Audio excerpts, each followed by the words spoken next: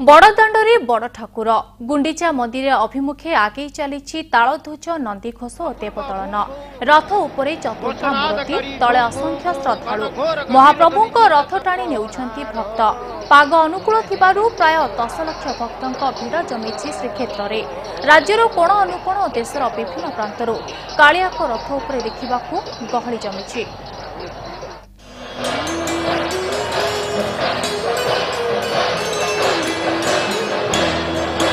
जनसमुद्र श्रीक्षेत्र विश्व प्रसिद्ध घोषयात्रा देखा राज्य तथा देश विदेश भक्तों सुओ छुटीला।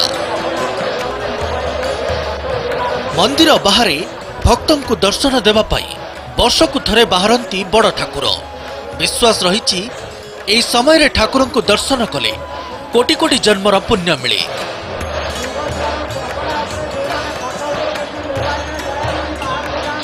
रत्नवेदी जन्मवेदी को यात्रा देखा अनुकूल पाग भितर प्राय 10 लाख भक्तों समागम बड़दाण्ड को लोकारण्य कर देइतिला।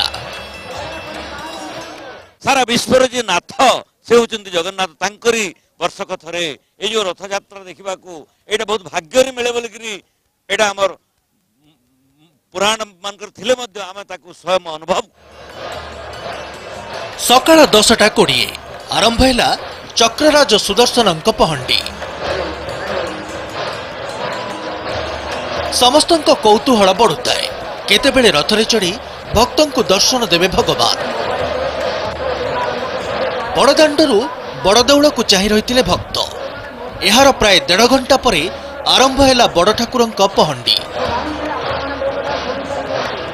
बड़देउलू बाहरी आसिले बड़ ठाकुर 22 पाहचरे झुली झुली पहंडी रे आसिले चतुर्धा मूर्ति। एडा सुंदर पाग अछि मु भाबुची भगवान करे करुणा। रथ पथ जगन्नाथ प्रस्तुत हो जाइतिला महाबाहु रथ श्रीजू रथ उपरे चढ़ी दर्शन करथिले जगत गुरु शंकराचार्य। समय सह भिड़ बढ़ुतिला और ता सह बढ़ी चलीतिला भक्तर आवेग।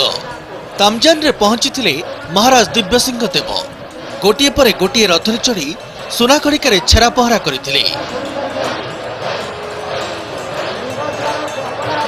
अपराह्न 3:50 बेलू आरंभ है रथ टଣା।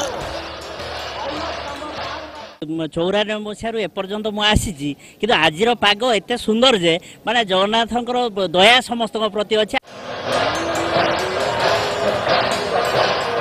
आगे तालध्वज पछे नंदीघोष मझिरे देवदलन बड़दाण्डरे 3 रथ को टाणी नहीं भक्त। रथ दौड़ी को हाथ में नेउ नेउ आखिरे आसी जाउतिला लुह और भक्तर भगवान रथ उपरे थाई कोटि कोटि श्रद्धालु को देउथिले दर्शन। बड़दाण्ड पालटिथिला जनसमुद्र। ब्यूरो रिपोर्ट कनक न्यूज।